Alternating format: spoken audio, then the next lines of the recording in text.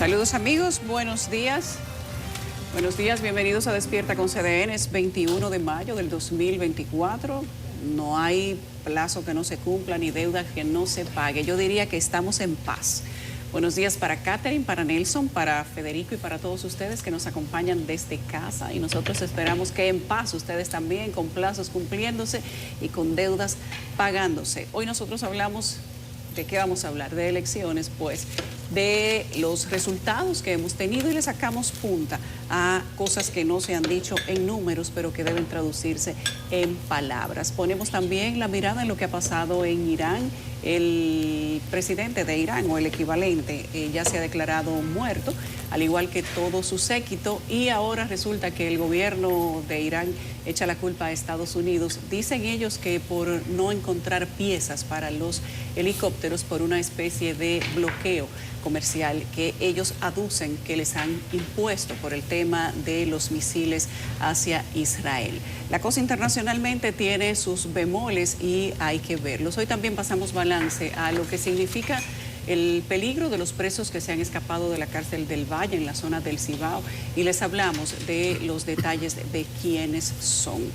Hoy también hablamos de lo que será el reto para los nuevos gobiernos y quiénes son los perdedores y los verdaderos ganadores de este proceso electoral. Buenos días, compañeros. Buenos días, ya se pueden sacar los números del limpio. El domingo es Día de las Madres, ahora que la marea ha bajado y las aguas vuelven a su nivel.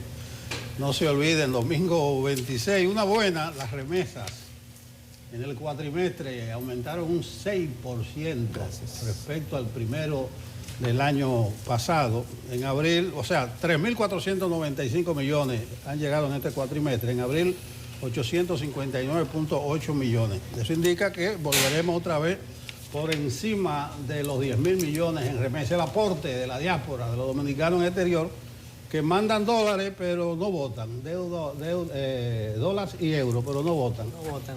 La abstención en la circunscripción 1, bueno 83%. La abstención en la circunscripción 2, 81%. Y la abstención en la circunscripción 3, 75%. Y la mayoría de eso, un 60, un 70, la sacó el PRM. ¿Qué le pasa a los dominicanos en el exterior? Yo creo que probablemente estén contagiados con la desconexión que hay en República Dominicana entre representantes y representados.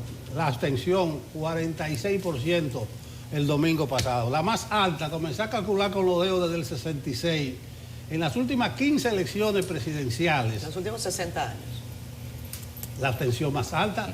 Me embullaron en febrero, que es el 53, no, que las municipales no motivan, que debe. Pero yo dije, ponga la atención, aquí está pasando algo, y principalmente en los jóvenes. Ya lo veremos en el desglose de los votos. Pero la abstención más alta en 60 años, ¿qué es lo que pasa? Sí, definitivamente hay que hacerse varias preguntas sobre ese particular. Yo creo que hay cosas que son sustantivas y ya las hemos dicho y referido durante las jornadas posteriores a la elección. Lo sustantivo, pienso yo, es destacar que República Dominicana amaneció este lunes en tranquilidad, que pese a algunas críticas que son válidas, que son parte del juego democrático y que evidentemente cada una de las organizaciones políticas va a buscar aclarar y presionar de una manera u otra para acudir a un evento con condiciones igualitarias, lo sustantivo es eso, es la calle tranquila, el sistema productivo nacional avanzando, un proceso electoral que los observadores internacionales y nacionales han ponderado de manera positiva, desafíos muchos, evidentemente. Y creo, Nelson, coincido totalmente contigo en que hay que preguntarnos desde las organizaciones de medios de comunicación, también evidentemente los partidos que hagan su tarea, de qué es lo que ha ocurrido que ha desmotivado a los dominicanos a votar. Hay muchas hipótesis que pueden ser manejadas y que nosotros estaremos tratando de dilucidar seguramente en los próximos días y en las próximas semanas. Nelson, cuando hacías el cálculo, yo ayer me tomé también la tarea de tratar de sacar un marco general. Para la convocatoria de los dominicanos en el exterior, que eran la segunda demarcación con mayor cantidad de electores, y por eso les prestamos tanta atención, porque constituían el 11% del padrón electoral.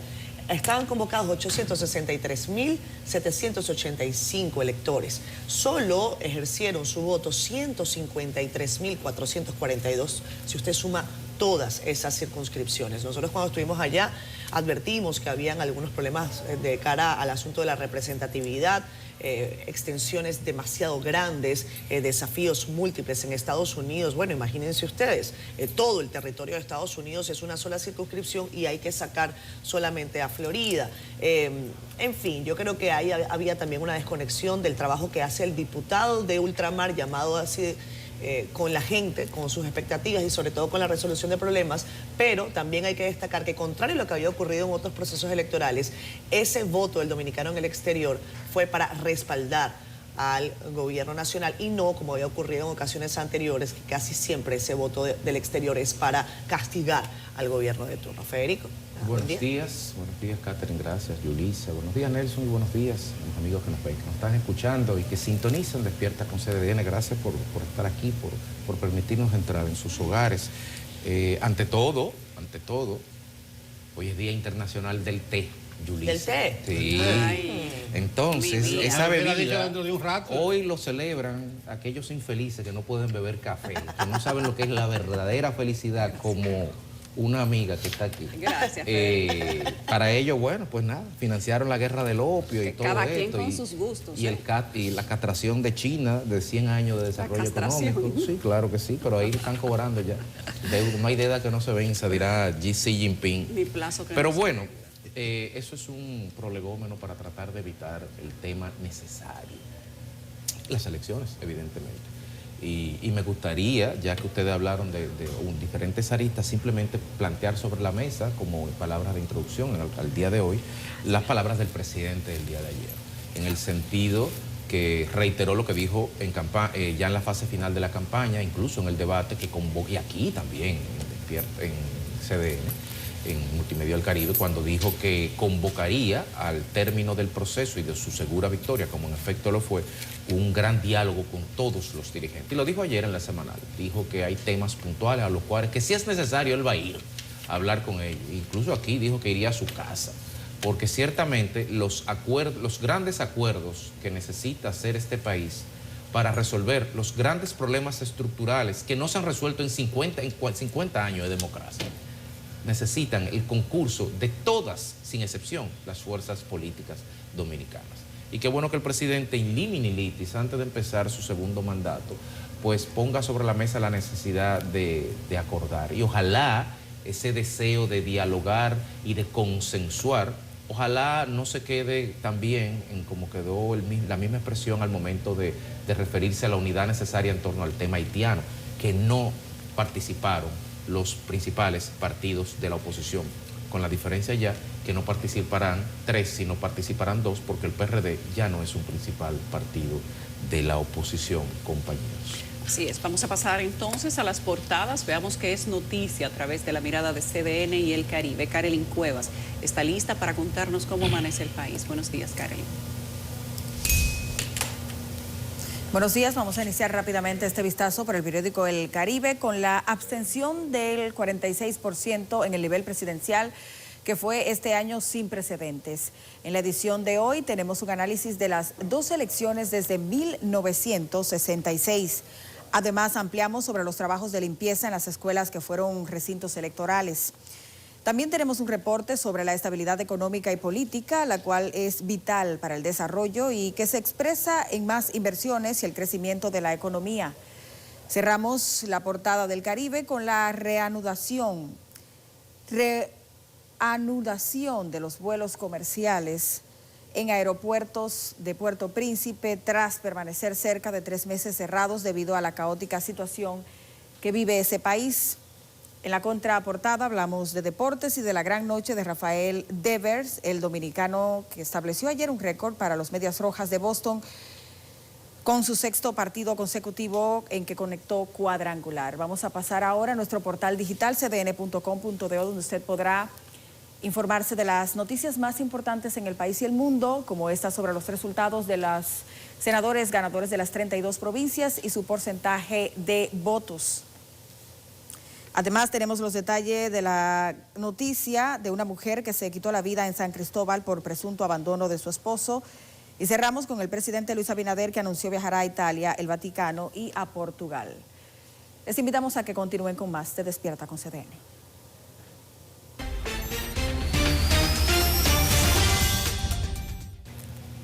Atención, atención, atención. Parece que hay actividad en el clima para los próximos días. Presten atención.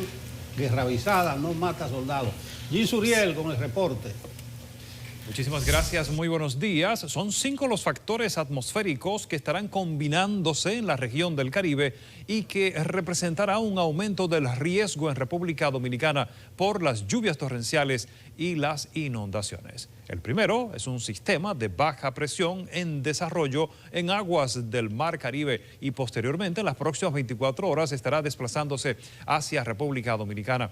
El tránsito al norte de la región caribeña de un sistema frontal representará el desprendimiento de una vaguada que también va a inyectar nubosidad al panorama meteorológico nacional. Abundante humedad tanto en el Atlántico como en el Mar Caribe y llegando hasta República Dominicana.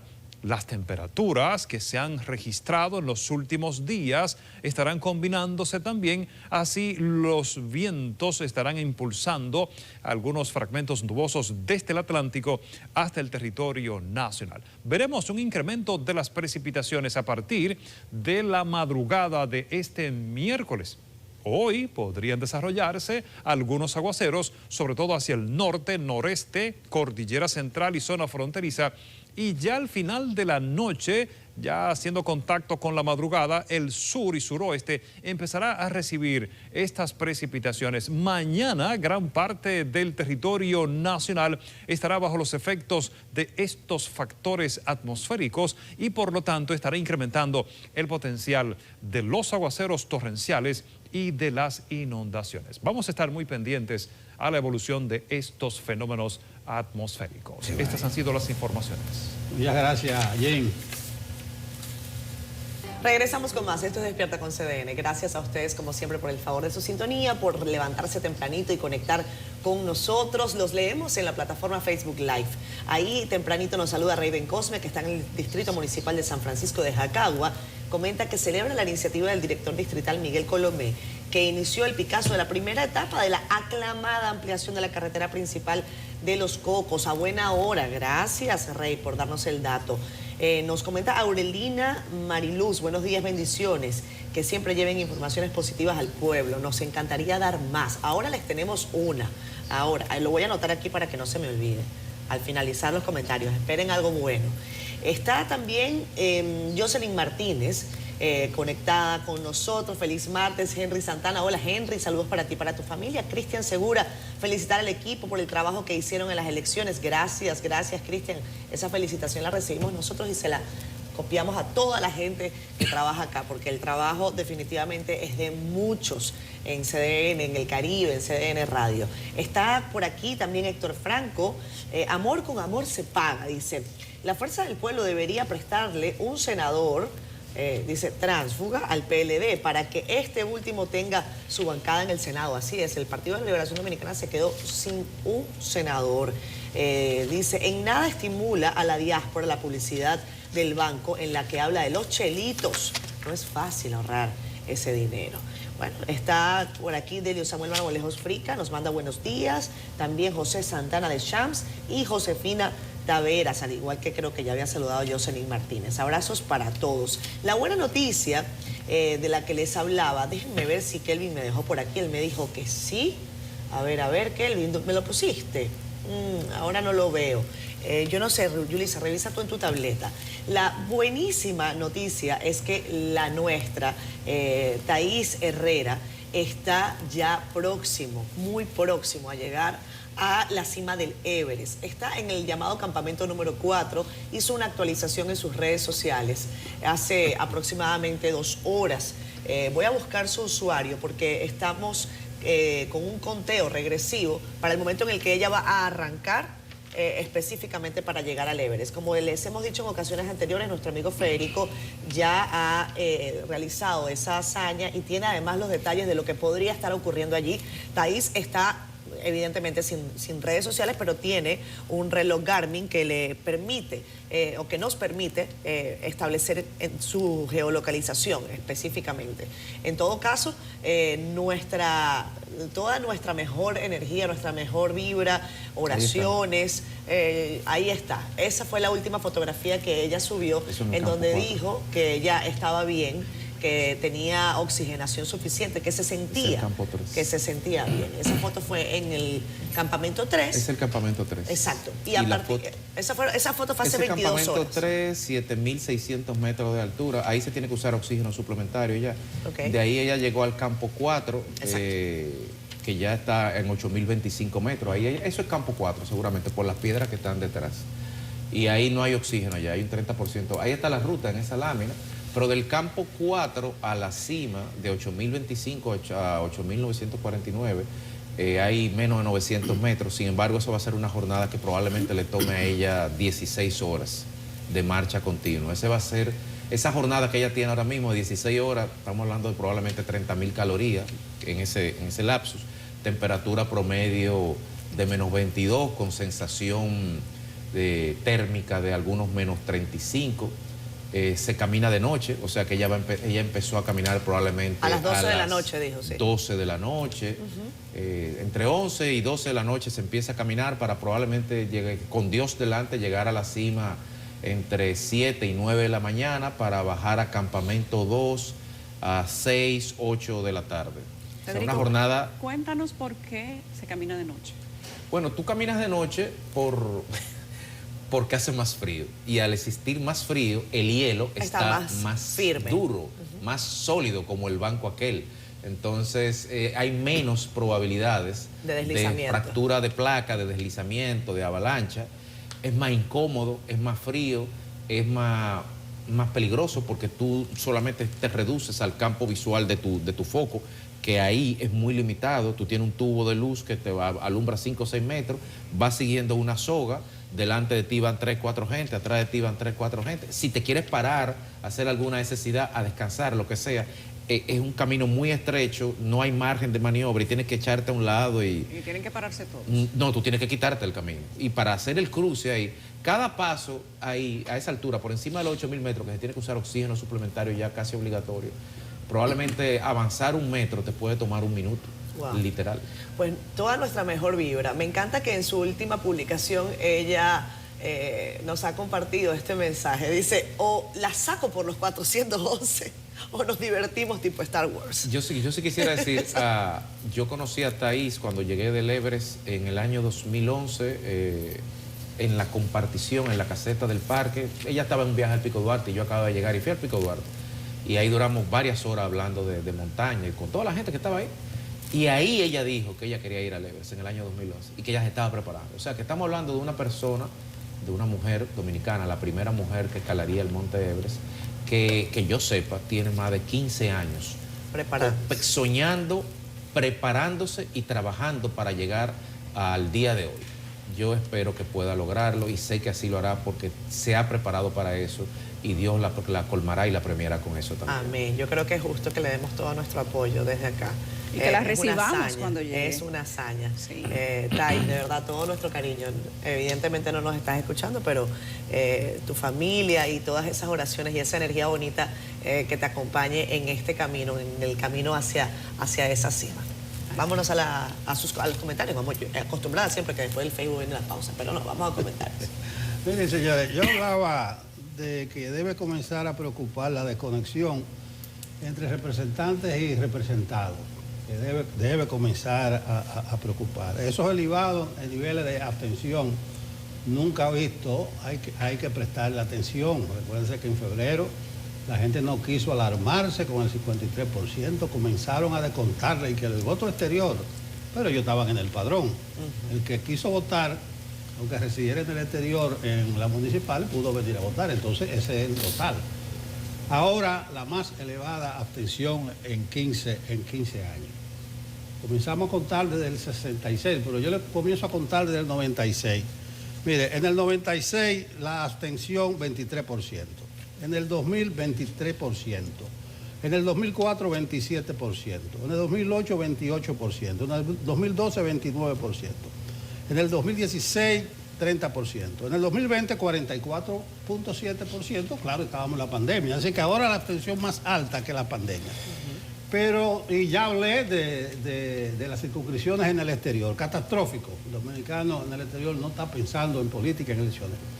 Pero si vamos a los partidos políticos, prácticamente todos descrecieron, a excepción de la Fuerza del Pueblo. Pero el PRM, comenzando con el PRM debe ver con preocupación ese triunfo de ahora, porque solamente sacó más que en el 20, 347.413 votos. Pero el padrón ahora, más que en el 20, tiene 615.924 votos y son gobiernos 4 años. Del total general de inscritos en el padrón, el PRM sacó ahora 26% nada más. Casi igual que en el 20. Y en el 20, el PRM, que sacó cerca de un 48%, necesitó de 4 puntos de los aliados para irse en primera vuelta. Y ahora necesitó, para irse en primera vuelta, 3-4 puntos porcentuales de los aliados, que aportaron 9. Ahí se vio la preocupación que tenía Abinader y PRM de incorporar aliados. Si ustedes están ganados con un 65, con un 70, decía alguno, ¿y qué afán de incorporar aliados? Esos aliados aportaron ahora 9% y favorecieron que se fuera en primera vuelta. Pero si vamos al sistema de partido, se están descacarando. Miren que hablé del ganador, pero el PLD sacó ahora menos de 2 millones que en el 16. Ya en el 20 había sacado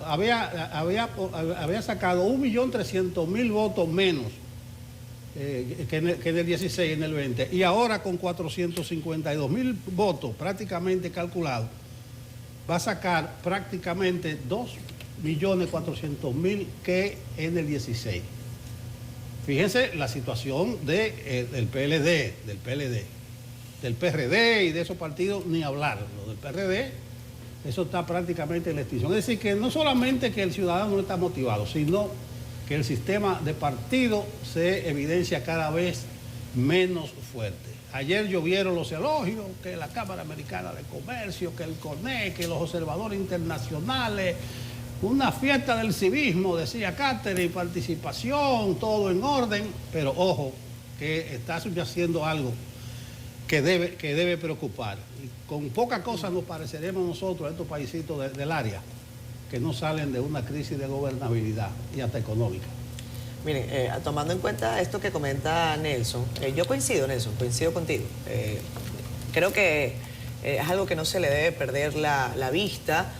¿Por qué la participación de los dominicanos ha venido retrocediendo con el paso de los años? Porque no hemos visto en la historia en ningún momento un pico mayor, o al menos en la historia más reciente.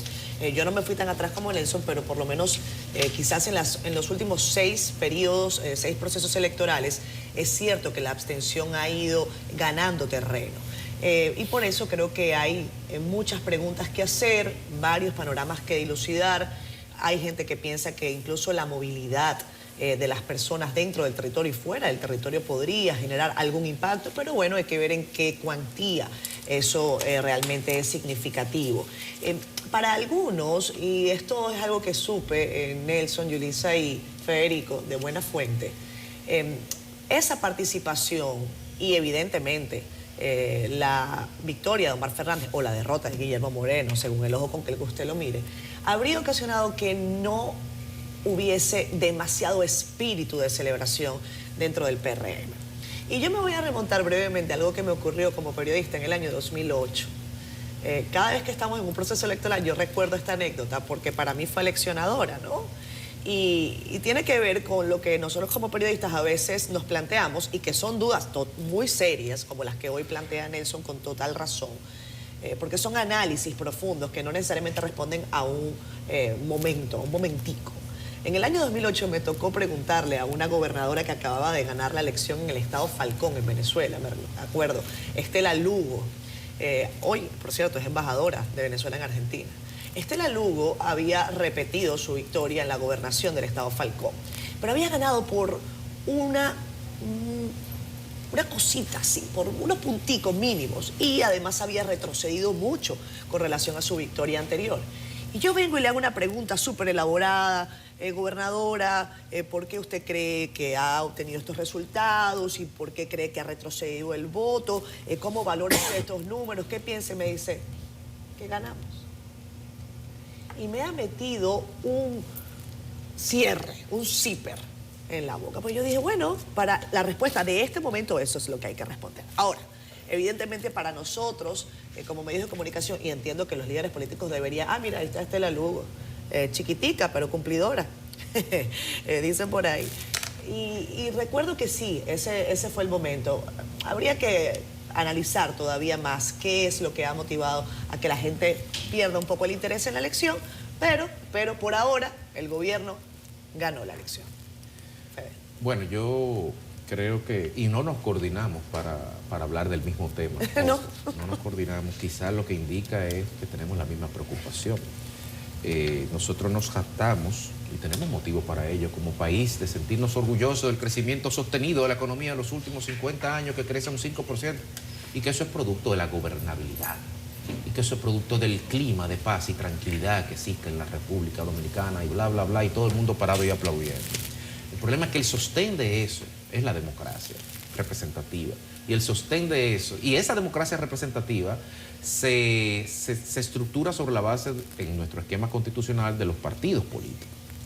Entonces, cuando dice el refrán que cuando veas la barba de tu vecino arder, pon las tuyas en remojo. Y en la región están pasando una serie de eventos, en la región andina, en la región centroamericana, la última década de turbulencias, que sería bueno correlacionar incluso el tema de ingobernabilidad con decrecimiento de la inversión y decrecimiento del crecimiento económico, valga la redundancia. Y hay que hacer este ejercicio porque en República Dominicana nos tragamos la tesis de la arritmia histórica del profesor Juan Bosch, que es válida, pero ahora el lapsus de esa arritmia histórica, de cuánto ocurre un suceso fuera de aquí, en cuánto tiempo se siente su onda expansiva en el terreno, su onda sonora, su reflejo, que pasaba mucho tiempo cuando esto era una isla fuera alejada de la mano de Dios, pero interconectado el mundo a horas de avión de cualquier punto del planeta, los efectos ocurren inmediatamente. Entonces, nuestros políticos están obligados a reflexionar y a conducir a la sociedad hacia un proceso de reflexión generalizada en torno a este proceso y de qué ha pasado. No podemos la respuesta no debería ser, como acaba de decir Catherine, que ganamos. ¿Y cómo ganar? Porque siempre ha sido la respuesta. Aquí hay dos constantes. El que gana no revisa el marco jurídico y el que promete una reforma fiscal, cuando gana se da cuenta que no la puede hacer porque ya está pensando en el próximo cuatrenio que comenzó el día 0 y será dentro de 1200 días, pero ya entonces eso es más para adelante. No, aquí hay cosas que hay que resolver inmediatamente y la más preocupante es revitalizar y darle una segunda oportunidad al sistema de partidos en tanto vehículo que hemos decidido que así sea para garantizar la democracia representativa en la República Dominicana. Y ahí es que está el kit del asunto. ¿Tenemos una democracia representativa o tenemos una democracia formal? ¿Y qué pasa? Que los porcentajes en términos estadísticos permiten esconder, maquillar o solapar los números reales. El presidente puede decir que ganó con 58%, pero Nelson acaba de decir que sacó el 25% del padrón. Entonces, sí, Balaguer fue presidente en el 94, en el 90 con un 33%.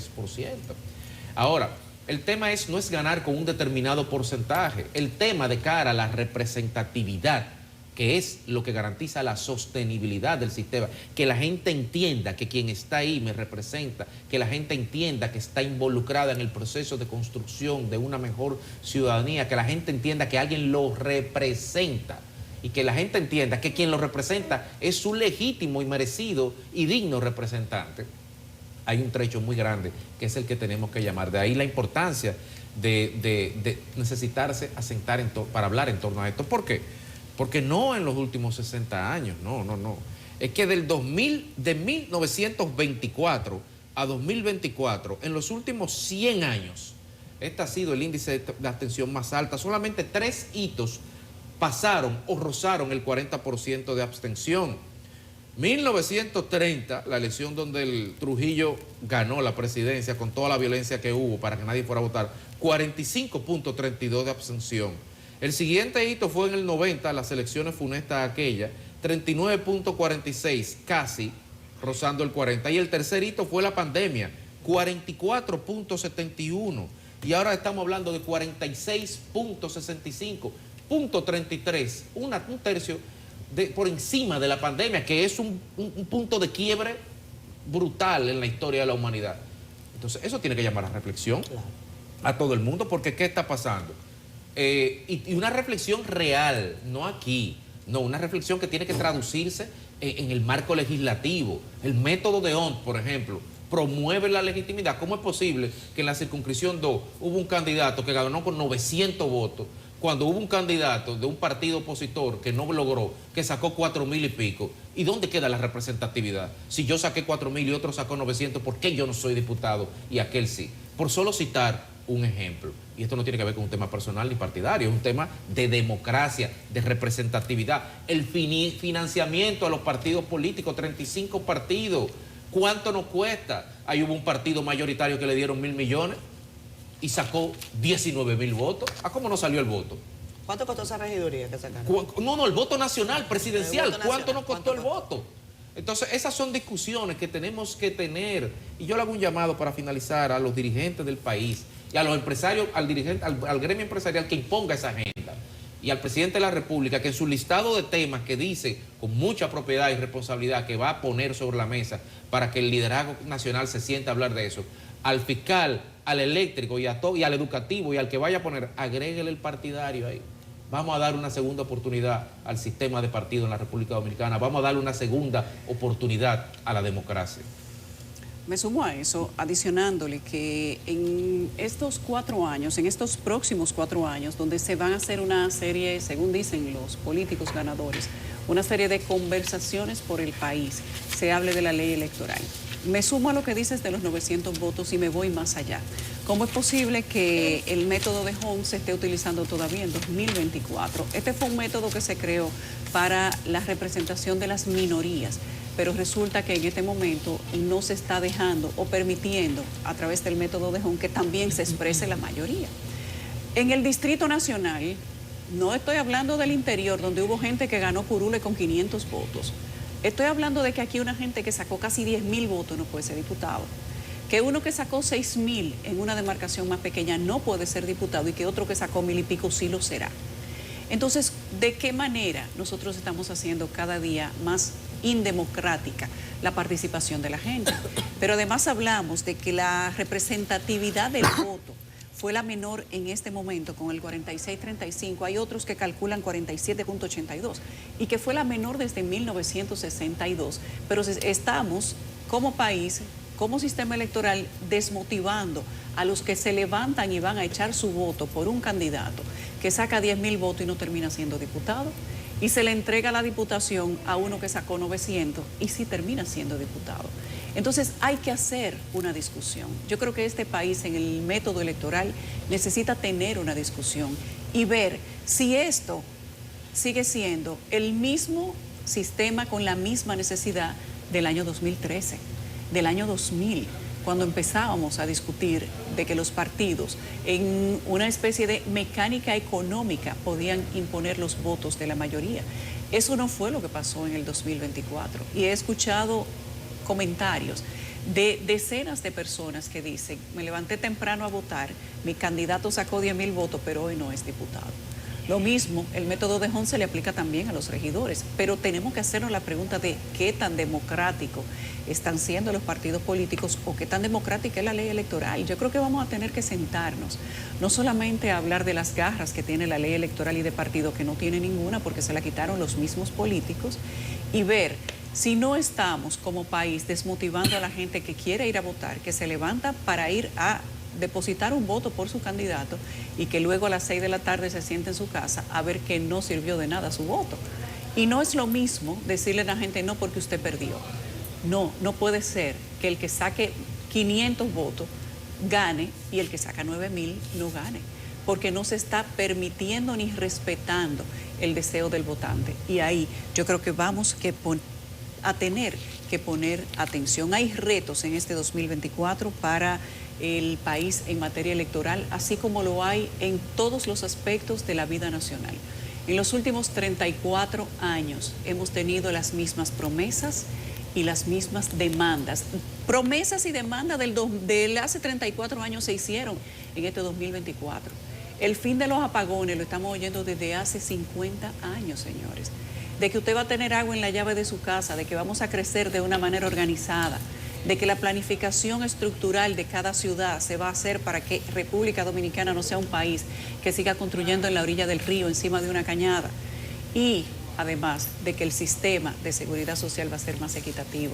Ahora se nos atribuyen y se nos suman problemas distintos como el tránsito, cómo mejorar la seguridad social, cómo determinar si estamos siendo equitativos en aspectos sociales y económicos, como si el país crece y la gente no lo siente porque no se derrama la economía, entre comillas, si eso va a seguir siendo el mismo discurso. Y además, el tema de la seguridad ciudadana, las mismas quejas, mismas promesas desde hace 34 años.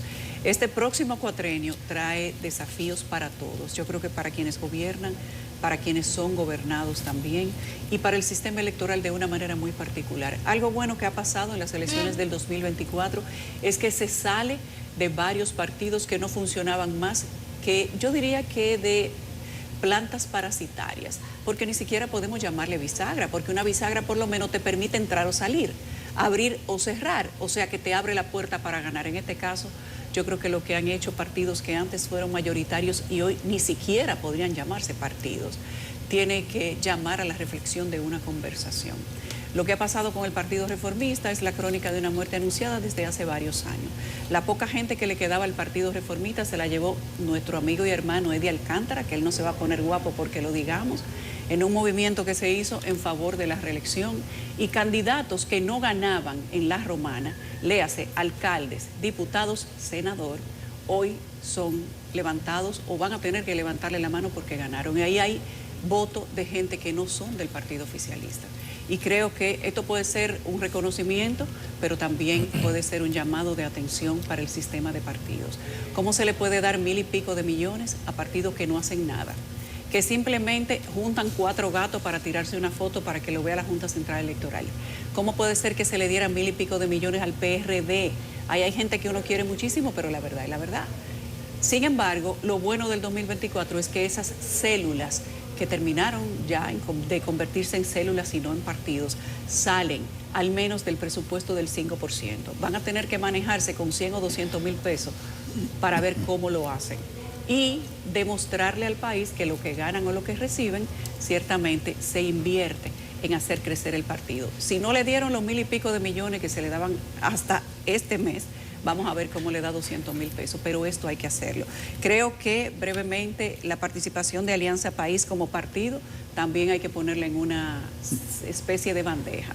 Perdiendo todas las elecciones, ahora va como senador con el apoyo total cargado por el gobierno y pierde también, pero saca poco voto también como partido. Entonces hay células que uno no sabe de qué manera se sostienen si no fueran con el presupuesto del Estado.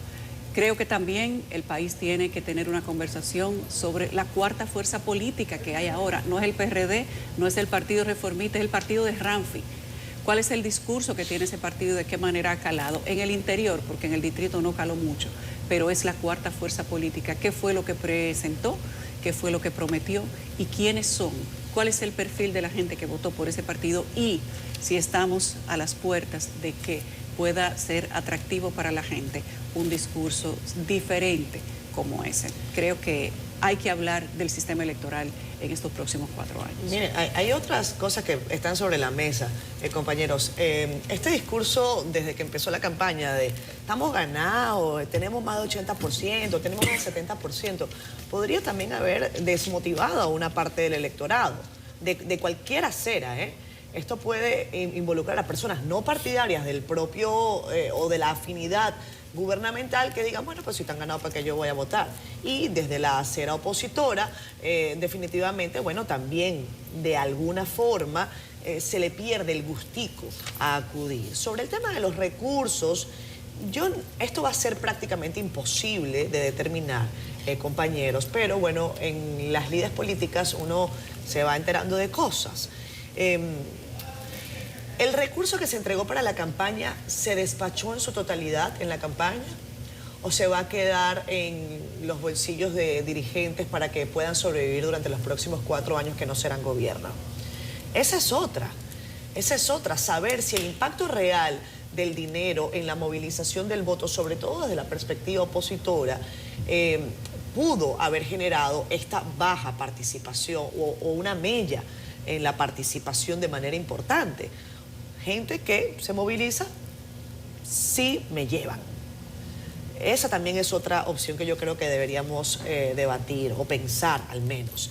Positivo de la elección, yo creo que también hay que destacar que, contrario a lo que nos dijo un analista, que por cierto ha sido reseñado por un periódico internacional en la jornada de ayer, Yulisa, un analista que vino para acá para la cobertura, contrario a lo que él señalaba, y nosotros, bueno, evidentemente le damos la posibilidad a todo el mundo que hable lo que quiere, que piense lo que entiende, eso es la democracia. Yo creo que sí fue una campaña con propuestas y con debates. De hecho, es la primera elección a la que acudimos en donde se hace un debate nacional con los principales candidatos a la presidencia, a las senadurías de las poblaciones más grandes del país o más importantes y también de las vicepresidentas de la República. O sea que ideas hubo. Ahora, yo le hago la pregunta del otro lado de la acera. ¿Cómo se construye la democracia? ¿Solamente diciéndole a los partidos qué es lo que me están ofreciendo? ¿O usted, ciudadano, involucrándose en ese debate, exigiéndole a los políticos, que a fin de cuentas son servidores suyos, míos, pues algún tipo de propuesta, algún tipo de cuenta?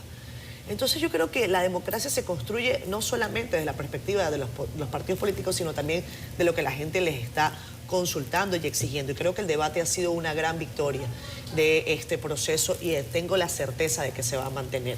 Más jóvenes en política, eso también lo vimos. Y creo que el Senado, además, si lo sacamos desde el punto de vista, si hacemos una estadística de edades, creo que el Senado se va a renovar desde la perspectiva de que va a haber más gente más joven ahí. Ojo, que yo no tengo ningún prurito de decir que deben haber personas también, que la edad no es un sinónimo de juventud, pero hay gente nueva, sangre fresca ahí. La diversificación del voto en la capital, yo creo que eso también hay que destacarlo. Gente que dijo, voy a votar aquí y voy a votar de otra manera en senadurías o diputaciones, porque es el voto consciente. Yo creo que a eso hay que apostar. Se vio el domingo que no necesariamente porque usted tenga mayor capital o despliegue político, y también se vio que no es verdad lo que nos dijeron acá el día de la cobertura, que un partido gana todo, porque así lo cree. No funciona así. También el tema de la democracia. Ahora el gobierno tiene prácticamente el Senado completo, solamente le han escapado 2. Creo que esto va a ser bueno y malo para ellos. Van a tener muchas oportunidades de pasar todo lo que quieran, como en algún momento le pasó al PLD, aunque el PLD nunca tuvo casi la totalidad del Congreso. Pero también puede ser malo porque ahora sí le vamos a hacer la pregunta correcta. No hay excusa ninguna para que no se den las transformaciones y las aprobaciones que se han prometido muchas veces en campaña. Pero también hay que poner la mirada en qué ha pasado con el Partido de la Liberación Dominicana. Un partido que estuvo en la cumbre, que fue líder, que lo tuvo todo, que tuvo su propio congreso, como decía el presidente Danilo Medina, y que ahora para la presidencial no llegó ni a 500,000 de votos. Decía el día de las elecciones que donde compró el PLD venden y que esto tiene que ser también un mensaje para quien hoy lo tiene todo y que sepa cómo lo va a administrar y cuántos años quiere durar ahí y de qué manera quiere durarlos. Teresa, déjame dar los datos a tu comentario. Es que aquí hay que hacer algo con estos partidos. Miren, 2 ejemplos. En La Vega ganó el amigo Rogelio Genao, el gordito, como te dije acá. Miren, ganó con 106,000 votos. ¿Y usted sabe cuánto aportó él, el reformista? 7,700 votos. No, 7,400. Para una senaduría. Él, el senador, su partido aportó 7,000 votos de 106,000. Y Guillermo Moreno, ya que tú lo mencionas, 181 votos. ¿Cuánto aportó él mismo, Alianza País? 3,800 votos. 181,000 votos. De 181.000 votos, Alianza País, cuando tú lo detallas, 3.800. ¿Cómo es posible que se mantenga este sistema de alianza, de partidos? Eso hay que buscarle una salida. No, y que se le dé tanto dinero a partidos que no... señores, que ustedes no lo ven en el año haciendo nada. Que se supone que el dinero de la gente, porque el presupuesto de los partidos es fondo de los impuestos que usted y nosotros pagamos, que por cierto nos lo cobran caro y no hacen presión para que lo paguemos. Claro. Y que ese dinero, la gente o los partidos no lo usen correctamente, Catherine. Yo creo que Federico, los Nelson. políticos de los grandes partidos están entrampados, pasa un poco como con los subsidios sociales, están entrampados en el monstruo que ellos mismos crearon y no creo que saben cómo salir de la trampa.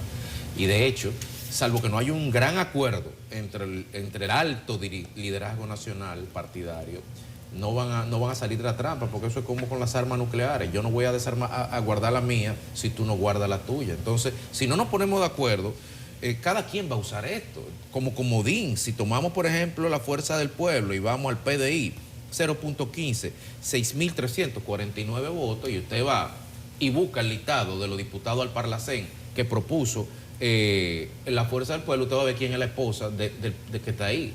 Entonces tú dices, espérate, por los 6.349 votos te dio una diputación del Parlacén. Y le di otra a José Fran por 60.000 votos. Pero hasta ahí es injusto, porque José Fran aportó 60.000 votos y el PDI 6.000. Entonces incluso en la negociación partidaria, al que te da 1, tú le das lo mismo que al que te da 10. Yo creo que eso no es un negocio equitativo. Entonces el problema es realmente a medio plazo la sostenibilidad del modelo y el descreimiento de la ciudadanía en ese modelo. Porque no puede ser, y estaba revisando, acotando, no fueron 900 votos, en el caso concreto, circunscripción 2, Distrito Nacional, la candidata diputada Mayerlín García, la diputada electa Mario Gando, cuarta del PRM, sacó 1.904.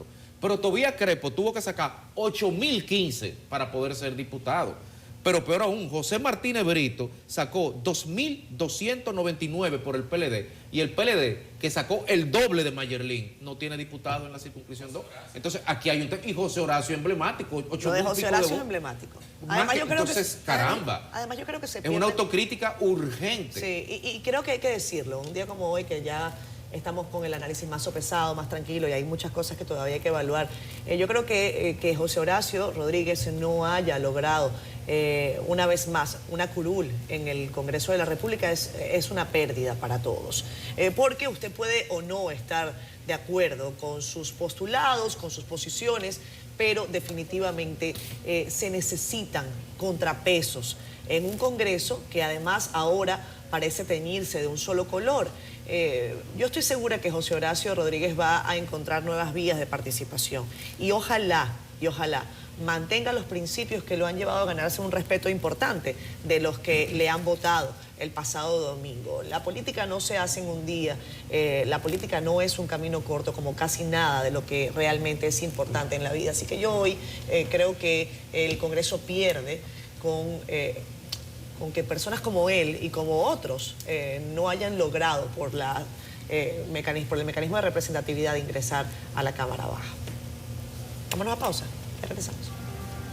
Bien, aquí estamos. Interesante conversación tendremos ahora.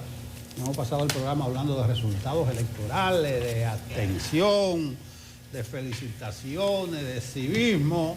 Yanet Camilo, delegada del PRD ante la Junta Central Electoral. Aquí la vemos la dama, vayamos allá. Yanet. Ponchen a Yanet. ¿Qué Yanet?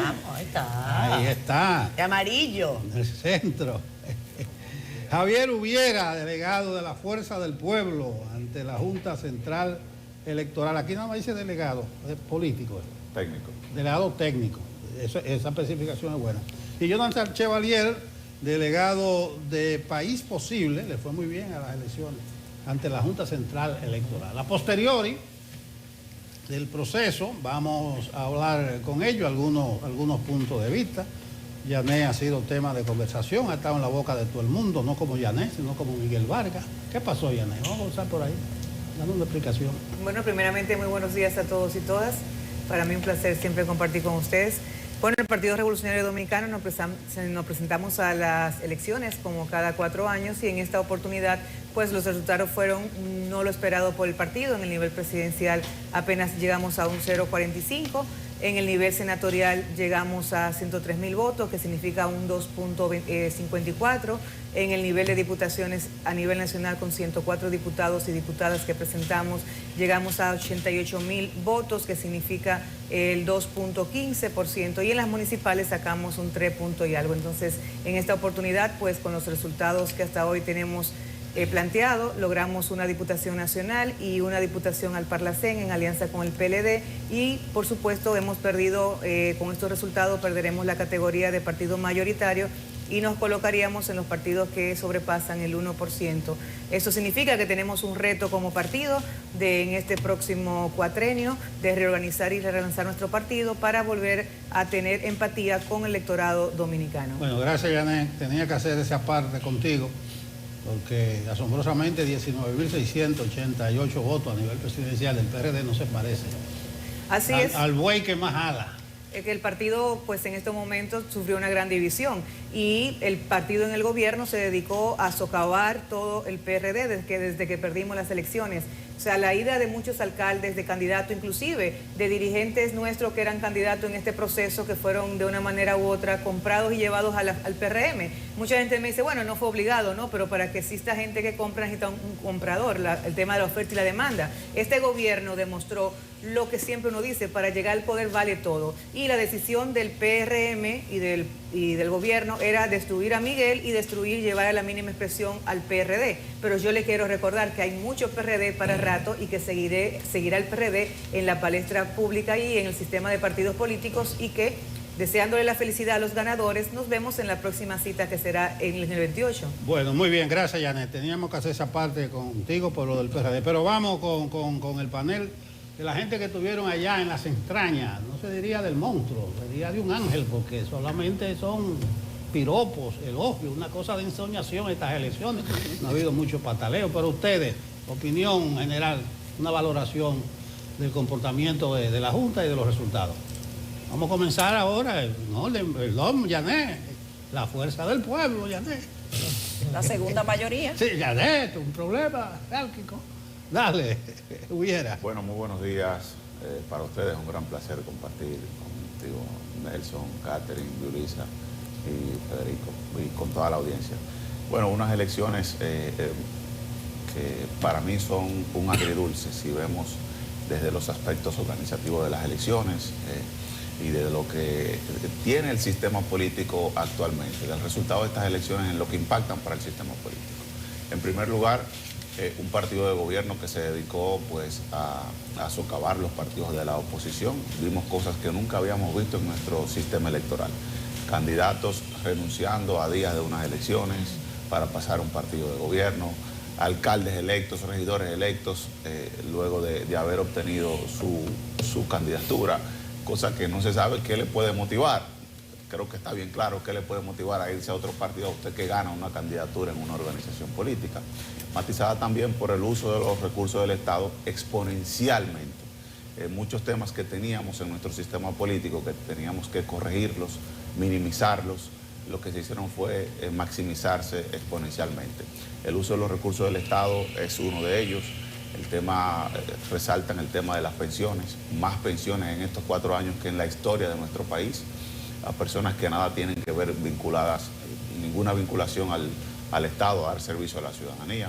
El uso claramente de los diversos programas sociales abiertamente, inclusive días antes y horas antes de las elecciones. Un sinnúmero de garantías que tuvo que realizar la oposición política, que entendíamos que la Junta Central Electoral debió de hacerla por motus propia, pero pudimos lograr que, gracias a Dios, esta Junta es una Junta receptiva a las propuestas de las diversas organizaciones políticas y pudimos finalmente enmendar un proceso electoral y modificar muchas anomalías que tuvimos en febrero, ahora corregirlas para las elecciones presidenciales y congresuales. Un resultado que a mi partido fue muy provechoso para nosotros, refrenda nuestro padrón electoral, nos coloca como la principal fuerza de oposición sin ninguna duda, que ya lo veníamos siendo, pero para los que tenían dudas queda todo bien esparcido. una votación excelente, un gran bloque que vamos a tener en el nivel de diputados, por igual también el bloque mayoritario en el bloque de diputados y el único partido de oposición que va a tener senadores, por lo que como organización política hemos salido exitosos en esta elección. Pero también yo creo que el resultado manda a que todas las organizaciones políticas se recompongan y miremos al futuro. Creo que los partidos tienen que reenfocarse. Una abstención, la mayor abstención que hemos tenido en los últimos tiempos, y creo que la mayor de toda nuestra historia, inclusive mayor que las elecciones pasadas que hay en pandemia, lo que indica que los partidos políticos algo no estamos haciendo bien. Bueno, Jonathan Chevalier. Bien, muy buenos días a todo el panel y a los compañeros por citarnos aquí hoy en el día de hoy. Y básicamente el ánimo que se siente en la República Dominicana es un ánimo de festejo. De festejo porque tuvimos un proceso electoral garantizado por el orden, del festejo porque tuvimos un proceso electoral que el órgano rector se abocó a cumplir una serie de garantías que la misma oposición política solicitaba, como elementos de la extensión de la emisión de la cédula, como los elementos de una partida presupuestaria que históricamente no se había entregado, el financiamiento de los partidos políticos, así mismo como la creación de figuras que no se existían en pasado proceso electoral, como la creación de un encargado de recintos y a su vez un coordinador de delegados ante los recintos electorales. Es decir, que todas las garantías que solicitaba la oposición política en este proceso electoral fueron cubiertas. Y este pleno de la Junta Central Electoral, a diferencia del pasado, que entró por la puerta de adelante y salió por la puerta de atrás, este pleno se ha consolidado en salir por la puerta de adelante. Y nosotros tenemos que estar muy conscientes, las organizaciones políticas que participamos en el pasado proceso electoral, que la democracia fue la que ganó. Y nosotros como país posible contribuimos a que la democracia se pudiera fortalecer, siendo una de las organizaciones políticas que mayores niveles de crecimiento tuvo tanto en las elecciones municipales como presidenciales y congresuales. Hay pendientes reformas que tenemos que observar, dedicadas al financiamiento público estatal, dedicadas asimismo al tema de la consolidación de los debates, de las propuestas, de campañas, a su vez, y todo lo relativo al concerniente de este proceso electoral garantizado por una emisión de los resultados en tiempo, por la participación de más de 21 misiones de observación internacional, establecen de forma muy clara que la República Dominicana consolida su sistema democrático comparado con países de la región y cada vez más los dominicanos están asumiendo el propósito de salir a ejercer su derecho efectivo al voto. A su vez, es indudable que tengamos que aquí mencionar que la República Dominicana, una agenda que se encontraba pendiente, que era la instauración de los debates presidenciales y vicepresidenciales, fue obtenida a ganancia de causa para la ciudadanía. Es decir, que nosotros como organización política observamos este proceso electoral con mucha diafanidad y sobre todo felicitamos a cada una de las autoridades que organizaron este proceso electoral y a todos los partidos políticos que participaron en el mismo. Yo creo que además de analizar resultados, las causas de lo que nos ha traído hasta acá, me gustaría tener desde la lógica de cada una de sus organizaciones políticas la actuación de lo que viene, o sea, hacia dónde van a avanzar sus organizaciones, sobre todo y tomando en cuenta quizás este punto inicial, y ustedes me comentarán otras cosas, la posición que tiene cada una de sus organizaciones sobre el llamado que ha hecho el presidente de la República, Luis Abinader, sobre acudir a un gobierno de consenso nacional, a un pacto. Él dice que si tiene que ir a donde cada uno de los líderes políticos lo hará. ¿Eso se ha hablado ya en sus organizaciones político-partidarias? Bueno, en nuestra organización no se ha hablado eso. Yo creo que para nosotros todavía el proceso electoral no ha terminado. Todavía estamos determinando candidaturas a diputados específicamente en algunas demarcaciones del país. Al día de hoy hay demarcaciones en las que todavía no han transmitido al 100% los colegios electorales y estamos enfocados en terminar el proceso electoral. Okay. Pero yo creo que el presidente para ello la tiene bien difícil, porque es un presidente que ha dicho una cosa y ha hecho otra. Y eso me rememora al inicio de su anterior gobierno, donde también visitó lo del liderazgo nacional y dijo que también iba a ser un gobierno pues, de unificación, y en su momento tuvo el apoyo de todo el liderazgo nacional, principalmente por las circunstancias en que vivía el país con el tema de pandemia. COVID, claro. Pero ya luego, superado eso, todo el país del liderazgo nacional, pues veíamos que principalmente con temas neurálgicos, como el tema, por ejemplo, de Haití, el presidente decía una cosa y hacía otra totalmente diferente. Por lo que creo que la tiene cuesta arriba para poder hacerlo correctamente, pero entiendo que hay una madurez política en el país y que el liderazgo nacional podrá unificarse para los aspectos que lo amerite el país. O sea, ¿aceptarán o no el llamado a diálogo del presidente? Bueno, evidentemente es una respuesta que no puedo dar porque mi organización no lo ha tocado. Vale. Tiene que dirimir mi organización para luego poderlo hacer. Bueno, de entrada coincido con Javier, o sea, y le vamos a creer a Luis Abinader, que convocó una mesa de diálogo con 13 puntos, 13 agendas y no hizo nada. Yo me pasé y Javier se pasó en la Junta Central Electoral 6 meses con el empresariado dominicano, con todas las instituciones de la sociedad civil, dialogando sobre la ley posible tanto para partidos políticos como la ley electoral. 41 consensos y 43 disensos. Y nos comprometimos frente a una institución que fue que él, después de haberlo convocado, le puso la responsabilidad, que es el Consejo Económico del país. Nos comprometimos que los consensos que esta mesa dio, después de tenernos ahí, como digo yo, como esclavitos, como obreros trabajando, se iban a llevar y que su bancada, y en ese momento estaba Orlando Jorge Mera como cabeza, que en paz descanse, y que su bancada, la del PRM, iba a asumir los 41 consensos que nos puso ahí. ¿Y qué pasó? Que la ley electoral y la ley de partidos políticos llegaron al Congreso. Lo echaron a un zafacón, eso es trabajo. No se hizo nada y los diputados y senadores del PRM nos dieron una ley electoral que lejos de avanzar fue de retroceso. Pero además de las 13 mesas de diálogo, toda la clase política fue. Nosotros fuimos desde que el presidente nos convocó. Estábamos en pandemia, pero después de pandemia para las 13. Y esos 13 puntos, ¿dónde están los resultados? Muéstrame cuáles son los resultados, porque no me digas tú que el pacto eléctrico él se negó, el PRM se negó a firmarlo en la pasada gestión con Danilo Medina. Y cuando ahora lo firmó, porque nosotros todos fuimos, lo que ellos no hicieron en la oposición, nosotros lo hemos hecho. Entonces, queremos dejar claro que siempre estaremos dispuestos a sentarnos para los problemas que afectan la población, pero que la oposición no cree en un presidente que nos convocó y no cumplió, y en un presidente que se encargó de socavar la base de nuestros partidos recientemente. O sea, estamos hablando que todavía estamos contando votos a nivel nacional de nuestras elecciones, pero estamos hablando que también estamos heridos.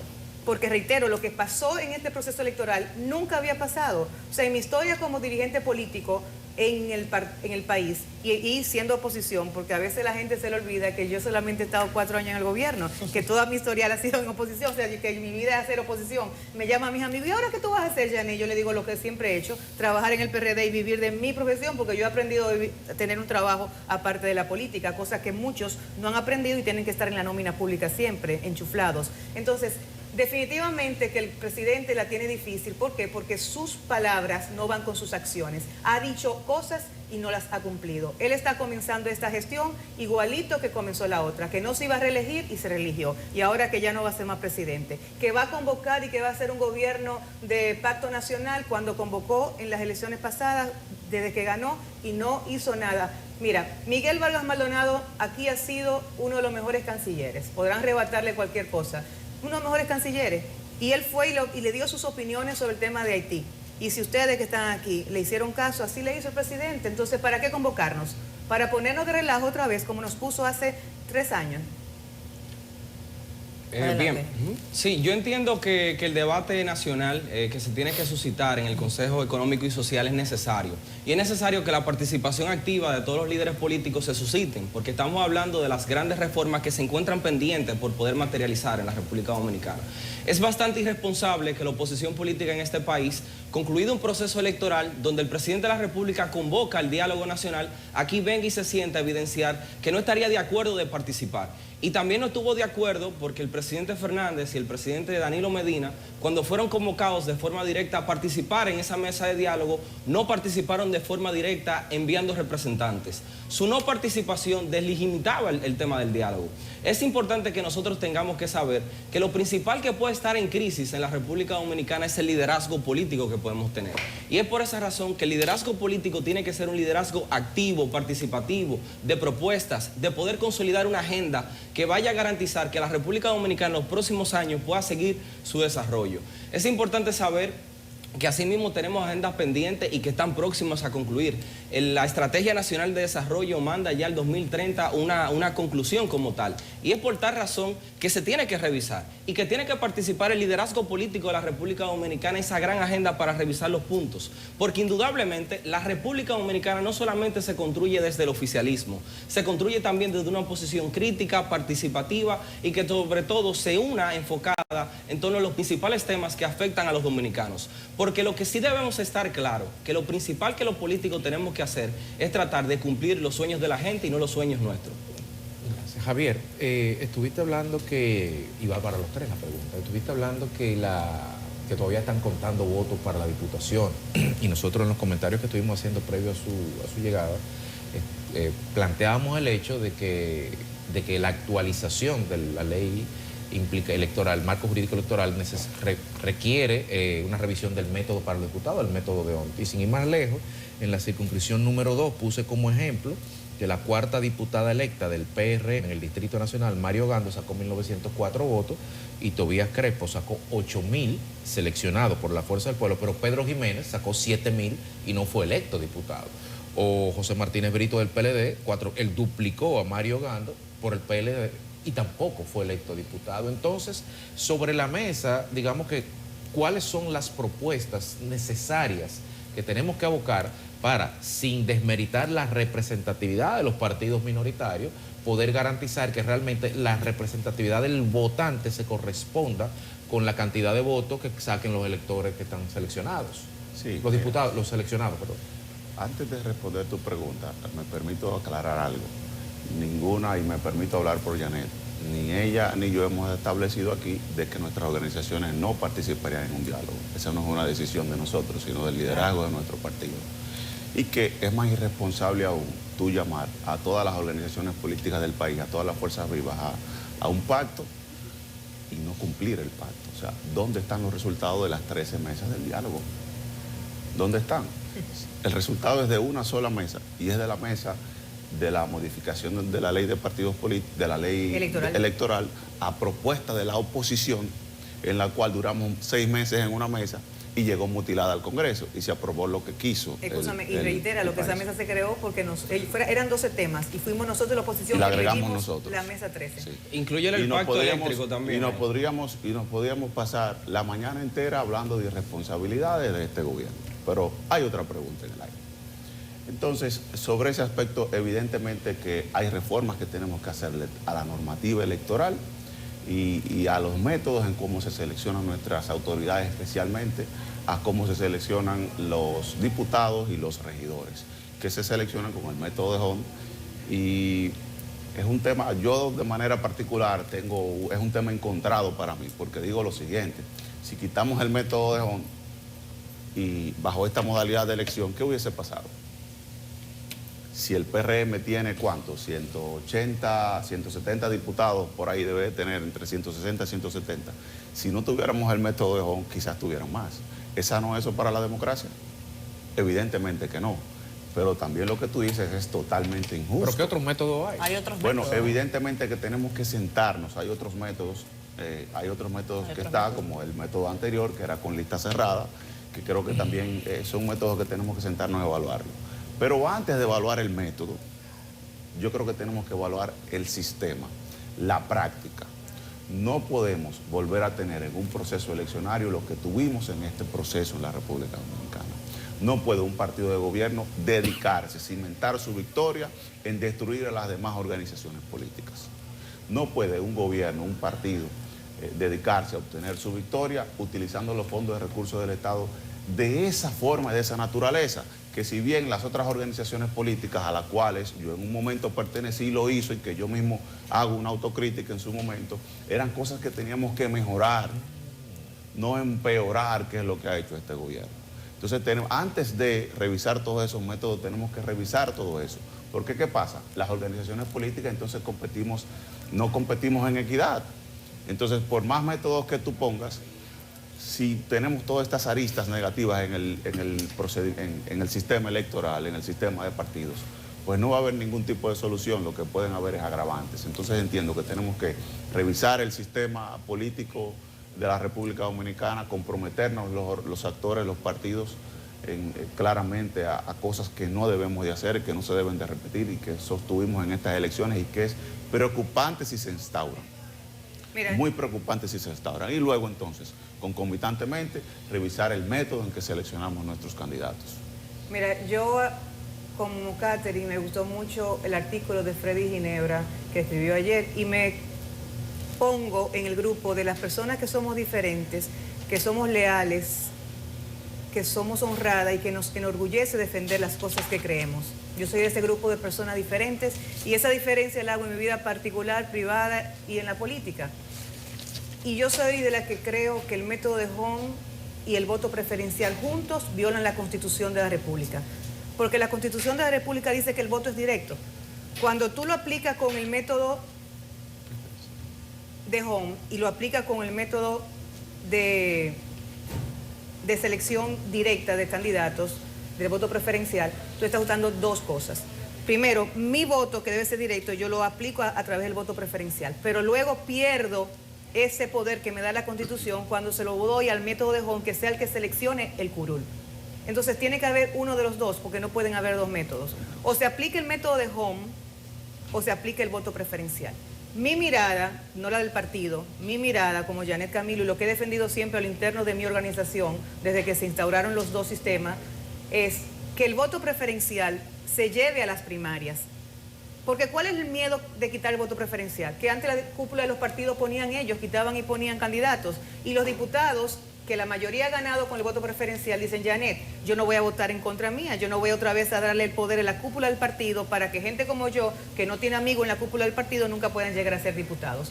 Entonces, aquí ya la ley de partidos políticos estableció las primarias. Pues vamos a llevar el voto preferencial a las primarias y que la ley diga que todos los candidatos a diputados sean electos en esa primaria. La cúpula del partido no tiene que estar señalizando a nadie. Y entonces también eso evita el tema económico de que sea menos costoso para los candidatos y para los partidos, y también que contribuya al clientelismo político eliminarlo. ¿Por qué? Porque bueno, vamos a gastar dinero en las primarias internas, pero después que yo gane un curul, un número, ese número es mío en la boleta. Entonces, en la boleta vámonos con el voto de Home. ¿Para qué? Para el que el voto sea a través del partido. ¿Para qué? Para también tomar un poco el tema del clientelismo político. Eliminamos el clientelismo político directo cuando tú no tienes cada uno de nosotros enemigo entre nosotros. O sea, Javier y yo, ¿cuál es tu nombre? Jonathan. Y Jonathan, los tres estamos en la misma circunscripción, en el mismo partido. Pues mira, yo no hablo con Jonathan ni con Javier, porque además los políticos dominicanos, y esa es la abstención que está ahí, es peleándose por los tres que participan en política. O sea, aquí no hay un candidato o candidata, la mayoría, que busquen votos hacia afuera. Eso. Es con los tres de su partido que Eso. están peleando. Y entonces una enemistad Se que desgarra canibalizan. y destruye el voto. a lo interno de los partidos. Entonces, reitero, mi propuesta siempre ha sido esa, que primero porque es anticonstitucional lo que estamos haciendo, aunque me diga el Tribunal Constitucional lo que me diga, eso me está quitando mi derecho directo, porque es lo que tú dices, el que sacó 4,000 y pico de votos se queda sin la candidatura, y el que sacó 800, 900, aquí hay candidatos que ganan con una cantidad de votos, que eso da pena ante el otro que ha hecho una mayor inversión también económica. Entonces, reitero mi propuesta, ponemos el voto preferencial a lo interno para las primarias, que todos las curules vayan a primaria, que se elimine el dedo y que esa lista que salga de esa primaria, sea abierta o sea cerrada la primaria, sea la que se presente como lista cerrada en las elecciones, y que entonces el método de Home, que es el método de lista cerrada, se aplique ya en la elección nacional. Entonces voto sea eso directo. va a eliminar también, reitero, el tema del clientelismo. O sea, una persona aquí dice, mi diputación es mía, claro que sí. ¿Tú sabes cuánto manejaron aquí los candidatos en la circunscripción número 1 para sacar todos esos votos que sacaron? El más votado del PRM le costó más de 60 millones de pesos. ¿Tú crees que es posible eso? Una diputación. Una diputación cuesta aquí 40 y 60 millones de pesos. ¿Tú crees que es posible? Porque entre las dádivas, o sea, aquí todos los que sacaron muchos votos, gastaron más de 20 millones de pesos. O sea, 20 poco, escúchame, 20 poco, porque 2,000 y pico de delegados que tenemos nosotros en la circunscripción, en el distrito, esos 2,000 y pico no son los 5,000 o 3,000 o 2,500 pesos que se le da. Es 20,000 pesos. hay que Dijeron aquí cerrarlo. 27. Entonces sale muy 20 y costoso. 27. Mientras que todo ese montaje queda en el partido, es una única inversión, la hace el partido y usted va en el lugar que en la primaria interna usted sacó. Entonces, eliminar ese poder que se le da, no, que tanto por ciento para que los partidos pongan por el dedo. ¿Y por qué? Lo que más trabajan en los partidos, que vayan a buscar su voto. Y el que invierte dinero y quiere ser candidato, que vaya a hacer política también y que vaya a una primaria para que vea si el dinero le garantiza su curul o su número en la primaria para presentarlo en una lista cerrada que aplique entonces el método de Home. Bien, evidentemente lo que tú dices, Jovine, yo estoy totalmente de acuerdo de que es necesario una revisión a la ley 157-13 sobre el método de Home. Asimismo, como la República Dominicana, producto de procesos anteriores pasados, el elemento de la lista cerrada fue eliminada, como el elemento del arrastre también fue eliminado, tiene que llegar ya al debate nacional la revisión de este método a raíz de los resultados que ha arrojado tanto en este proceso electoral como en el pasado.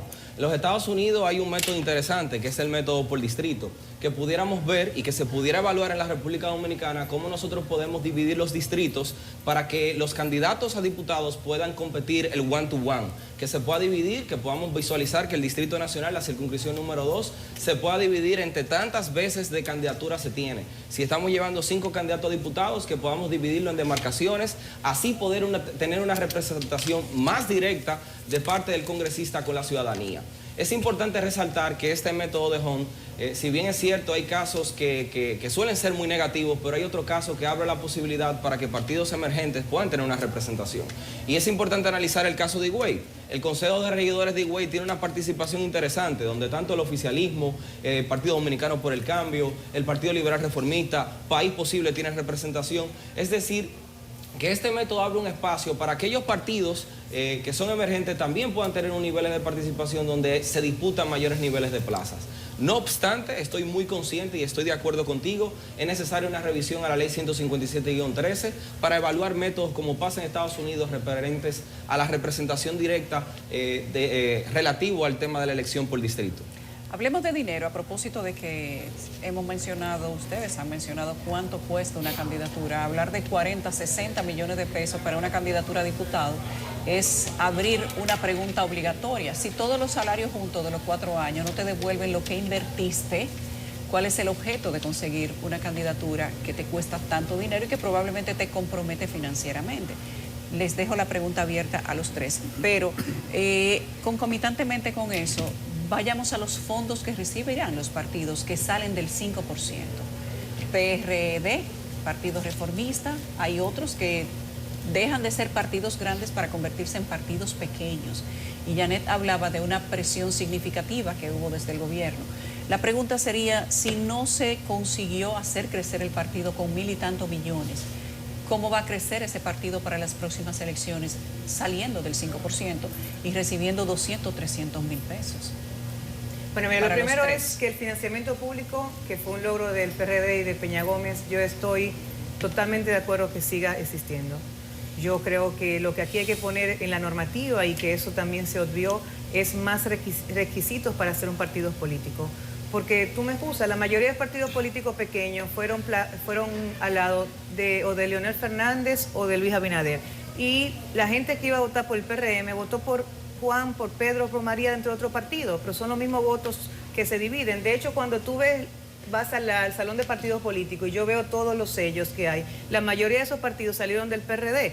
Inclusive, partidos como Moda se hizo con autorización en su momento y el BIS de Peña Gómez, pero en ese momento tenían otra visión. Ahora todos esos partidos políticos tienen la capacidad de entrar al financiamiento público.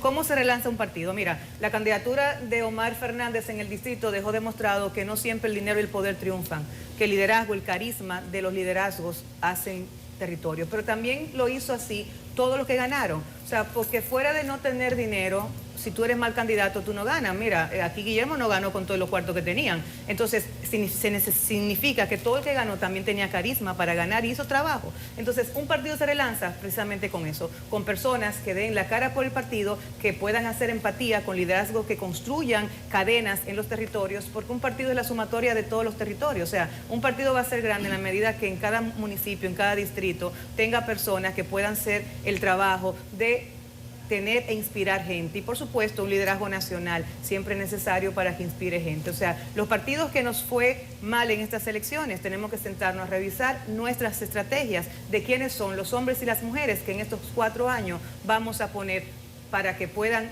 hacer ese trabajo de orquestar estructuras en cada territorio nacional. Y yo estoy totalmente convencida de que eso se puede hacer y que eso da resultado. ¿Por qué? Porque todos los partidos que han surgido de una manera u otra han hecho lo mismo, han puesto sus mejores hombres y mujeres para enviar un mensaje a la sociedad de que mira, no fue de esta manera, pero en este nuevo proceso pasó. Yo recuerdo hace años cuando Felipe González vino en el 2005 a una reunión con nosotros con el PRD, que había después que salimos del gobierno, había una remoción de las autoridades, y Felipe dijo en público, yo era jovencita en ese momento, dijo, pero estoy viniendo al mismo partido viejo de Peña, aquí no ha cambiado nada. Entonces eso es importante, los partidos deben de revitalizarse y deben de cambiar las caras, pero no cambiar las caras por cambiarlas, claro, sino de buscar personas que primero tengan el compromiso con la sigla, porque mira, hay mucha gente que se fue del PRD en esta coyuntura que yo estaba loca que se fuera, porque lo peor es cuando tú estás dentro con alguien que tú sabes que no está y lo que le está haciendo es metiéndote los pies para que tú te caigas y te rompa los dientes del frente. Se fueron y no volverán. No volverán. Mira, aquí hay un grupo de gente que va a volver. Si en el 28 el que sale para ser presidente y le dan las encuestas chochuecas, se van con chochuecas, porque el tema es estar en la nómina del Estado, y lo han demostrado. Aquí hay gente que eran leonelistas, después eran danilistas, y ahora no son más Luisita que Raquel. O sea, es un tema de que aquí hay un grupo, o sea, de personas que hacen política que están acostumbradas a estar en el gobierno y que fuera del gobierno no saben vivir. Entonces hay otros que hemos aprendido a vivir más fuera del gobierno que en el gobierno, por lo que nuestra vida continúa. Entonces reitero, definitivamente en República Dominicana nosotros tenemos que hacer una revisión también al liderazgo político.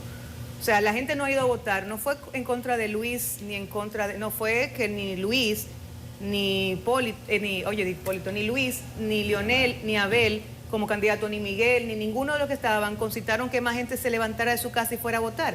¿Y eso qué significa? Que la clase política tenemos que hacer un paro y tenemos que reflexionar de cómo estamos presentándonos ante la sociedad. Había gente, por ejemplo, las seccionales, o sea, yo me quedé estupefacta. O sea, la seccionales votó un 80% de abstención en la número 3 que Europa, un 80% de abstención en la número 2 y un 75% en la número 1. Así es. Y un 75% en la número 1 con la urbe más grande que tenemos, que es Estados Unidos, sí, que es Nueva York, donde más dominicanos inscritos en el padrón 200 hay. y pico, ¿Ah? 200 y pico. 200,000 y pico. ¿Y cuánto votaron? O sea, un 25%. En la 1 son 500 y pico mil. No, Nueva York. No, en Nueva York. Ah, no, en Nueva York solamente. Okay. Nueva York solamente, en 200,000 y pico en Nueva York solamente, inscrito en el padrón. Y votó un 25%. O sea, ¿y de qué nos sirve a nosotros hacer una inversión de montar las elecciones en Estados Unidos si los dominicanos no van a votar? Pero es culpa de los dominicanos. No es culpa también del liderazgo que hace política, tanto en las seccionales como a nivel nacional. Entonces, todo eso es un replanteamiento también, porque para ir a sentarnos la clase política y la clase económica también y social del país en una mesa de diálogo para reformar la ley, no vale nada, como decía una jurista maestra mía, Alda Facio, costarricense, que la reforma tiene entre patas: reformar la ley, que el sistema la aprenda y la conozca y la asuma el que la va a aplicar, y que la ciudadanía también la aprenda y la conozca. Entonces también un tema de ejercicio partidario, de liderazgo político, de cómo nosotros vamos a hacer un liderazgo político más transparente, más ético, más apegado a presentar propuestas a un proyecto país, y no en esta diatriba que sigue siendo parte de la política, de yo sentarme aquí a decir todas las cosas que hace mal a Juan Pedro María. Los presos que estaban cautivos en un mismo recinto votaron todo, hasta ahí hubo abstención. Bueno, mira, 1000 y pico dejaron de si votar. hay algo que nosotros avanzamos, a los que no hay que llevar a votar. No hay que llevar a votar. Si hay algo que nosotros avanzamos, levantar. y con los que hicimos, o sea, un ejercicio, y digo hicimos porque la Junta lo hizo muy bien administrando el proceso. Con virtudes y defectos, no hay proceso perfecto, pero es normal. Pero, por ejemplo, el tema del voto asistido, del voto a la casa, o sea, en el Gran Santo Domingo, y mucha de esa gente que fueron no querían votar tampoco, o sea, hubo también abstención. Entonces, esa abstención es producto precisamente de que me decían algunos, Yané, yo no voy a votar porque todito es más de lo mismo, o sea, lo hace Juan o hace Pedro, y los que han llegado al ejercicio del poder han hecho lo mismo. O sea, no había opción para la gente. No había opción, por eso esa abstención. La abstención es porque no había opción. ¿Quiénes votaron? Los que de una manera u otra tienen una empatía y un compromiso muy fuerte, o con el liderazgo, con la marca partido, o con la nómina del Estado. La abstención tiene varias variables. En primer lugar, yo creo que hay una desconexión de las organizaciones políticas con la sociedad de hoy. Tú tienes en la sociedad de hoy una mayor cantidad de jóvenes, que es una nueva generación, que consume los medios de comunicación de otra forma, piensa de otra forma, está educada de otra forma, actúa de otra forma, y tú tienes un liderazgo muy mayor y experimentado en las organizaciones políticas que van por la derecha y la ciudad y los jóvenes por la izquierda. Entonces hay una desconexión con un gran porcentaje del electorado de las organizaciones políticas con ese electorado nuevo. Entonces yo creo que ese es el electorado que hace falta cautivar en nuestro país, y las organizaciones políticas no han podido hacerlo. Mira, el financiamiento político, que fue la pregunta original, el financiamiento es importantísimo para las organizaciones políticas, para la democracia, y es muy sano para el sistema de partidos. Y creo que es uno de los puntos en los cuales todos los ciudadanos, principalmente los que hacemos opinión y vida pública, tenemos que estar conteste de ello, y creo que tenemos que dejar de satanizarlo. Nace en el 1996, fueron de las medidas tomadas fruto de la crisis del 1994, impulsado por José Francisco Peña Gómez, el líder que a mi punto de vista ha logrado hacer mayores cantidades de reformas y aportes a la democracia sin haber sido presidente.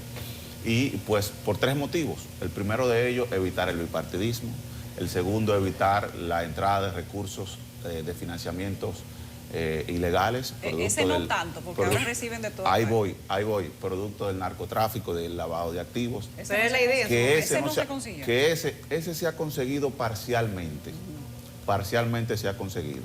Creo que tenemos que hacer muchas mejoras en cuanto a ello. Principalmente hay una organización política del sistema que tiene que hacer mayores aportes.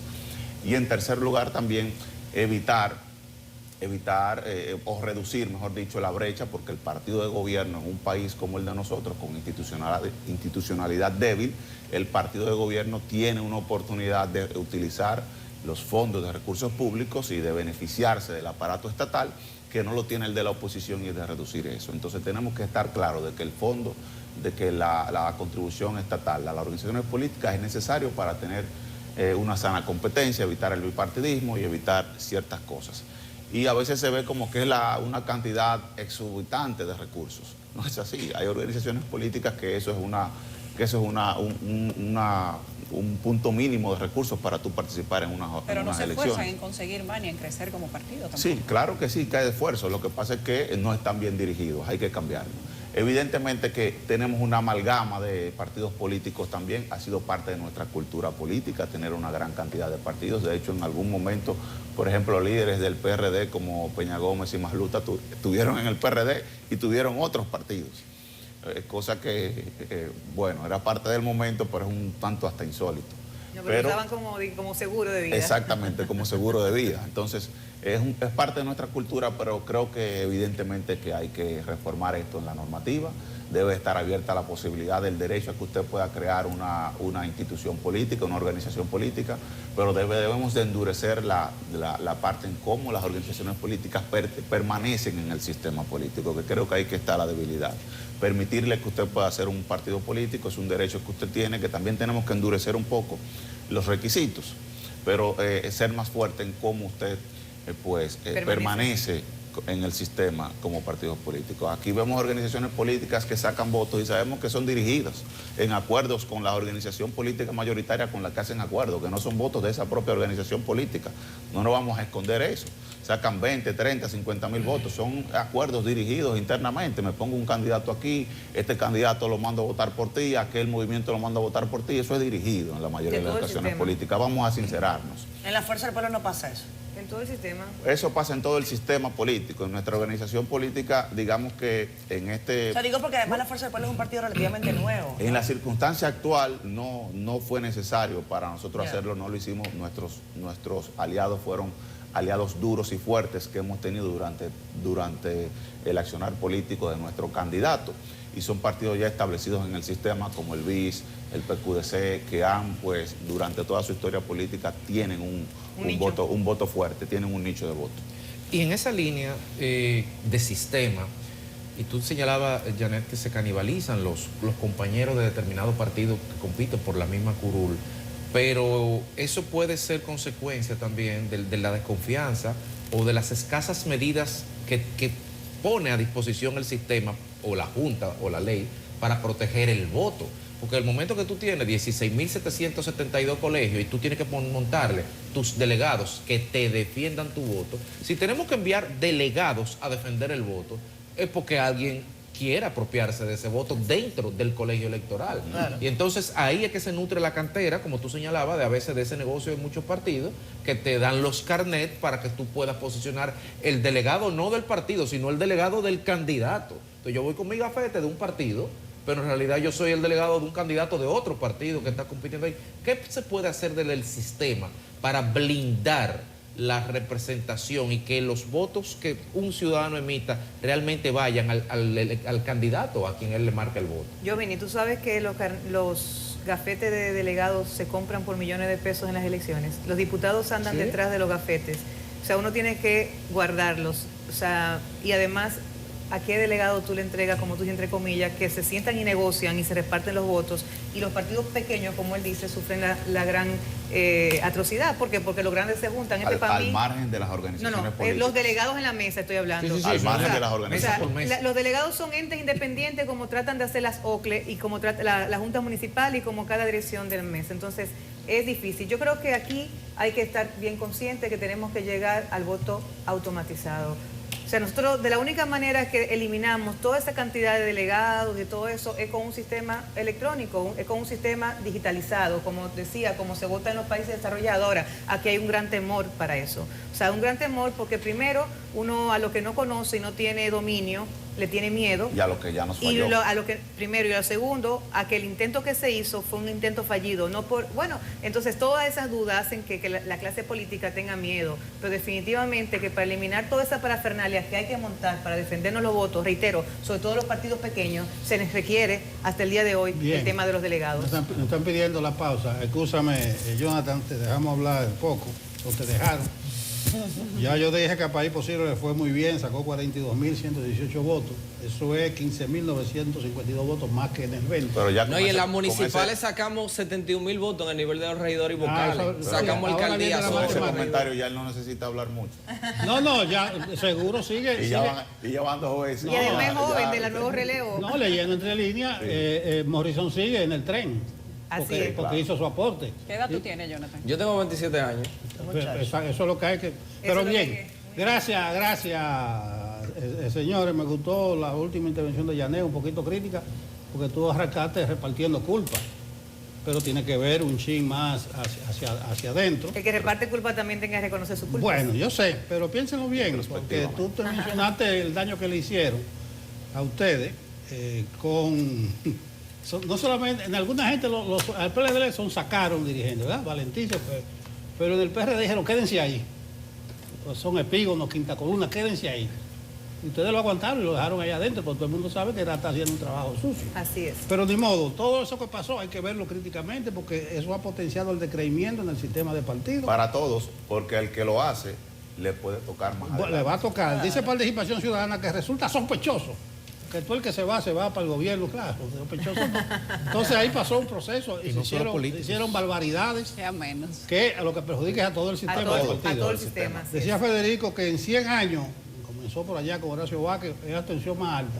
En el 28 vamos a decir, en 104 años la atención más alta, hasta que ustedes se van a extinguir todo y va a venir un mesías, una figura de esa mesiánica. La advertencia está hecha. Gracias a Yané Camilo, a Javier Ubiera y a Jonathan Chevalier. Gracias a ustedes. Un placer.